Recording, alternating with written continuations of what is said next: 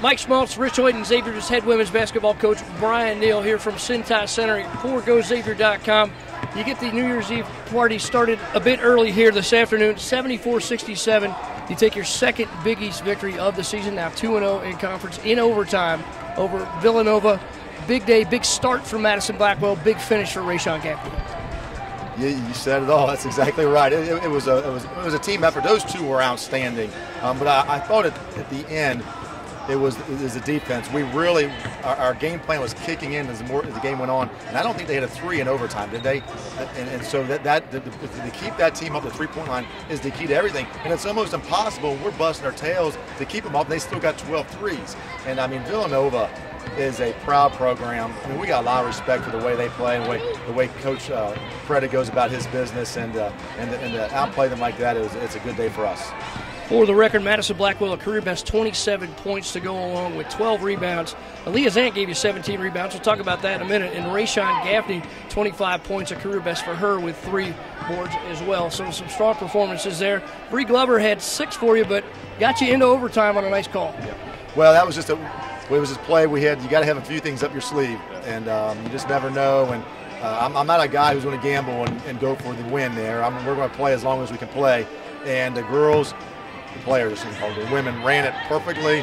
We executed it, and that gave us a lot of momentum. I think we got our fans rejuvenated here in the arena, and we were able to go ahead in overtime and take control. Coach, obviously Maddison Blackwell, an outstanding performance. It looked like you were going to her early on. Is that because you were trying to exploit some matchups with Villanova? You've seen a little confidence in her. Obviously, we haven't seen that kind of performance from Maddison.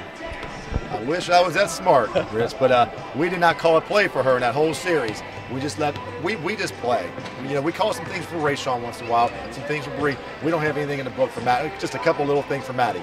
And she was just playing. I will tell you, back in this fall, we had an inter-squad scrimmage when she played and scored 32 points one day, and just nobody could guard her. And it was just like this today. And if she could ever harness that, should be something. But what a great day for Maddie. Keep that pregame menu under laminate there and roll it back out the rest of the season.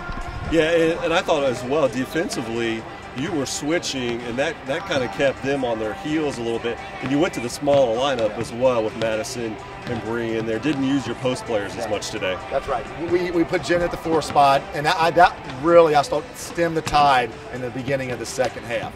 And we were able to just hang in there, and then it was kind of back and forth for a while. But that was a big key. They're so hard. And then we started fouling. Han, she's dealing. Our big guys are getting hand checks, and so she's 80-something% from the free throw line as a career. And it was just we had to go a little smaller.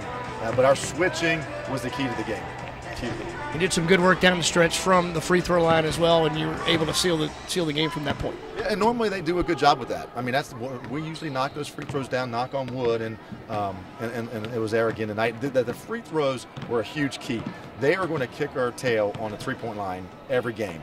We had to get to the basket, we had to get fouled and get those free throws. And in the first half, I think we only had 6 free throw attempts in the first half. In the second half, it was a different story, and that's why we were able to hang in there. Going back to your defense for a little bit, Caroline Collier, obviously one of the better players in the Big East Conference. She struggled. She was 5 for 19 today.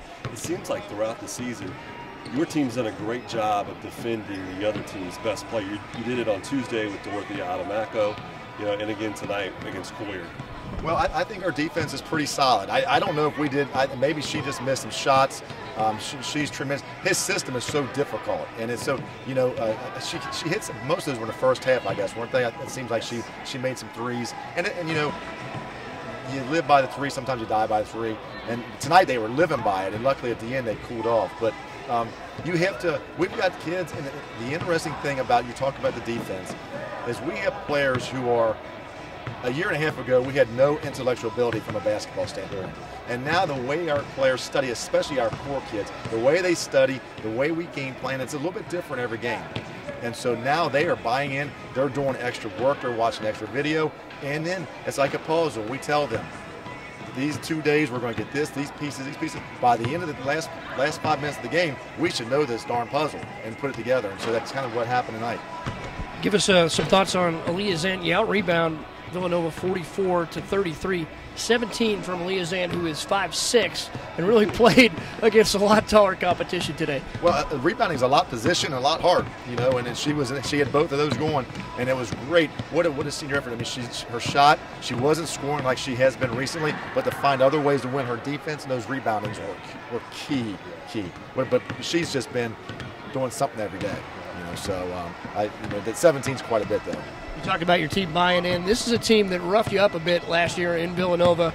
Confidence booster today for your kids carrying it forward. What do you think they're thinking right now after coming out in an overtime victory like this? Well, I think it's certainly a confidence builder. I thought Villanova played well. It wasn't like they come in here and stunk it up. I thought Villanova gave us a heck of a game, and so we just happened to win today, and that's bound to happen. But I think it is a confidence builder to beat a team of that caliber. I mean, it's an impressive day, and hopefully we can build on that.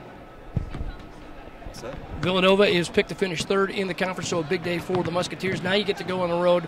You close out an 11-game homestand here, so new mindset here as you get ready to take on Butler and then make that long road trip basically across half of the U.S. Yeah, at least it's not too far, but I have not packed a bag in a long time except for recruiting, so I guess I got to get back in that head. But we've been here a long time. Cintas been good to us, and but now we got to get our mindset right and go on the road and steal a few games.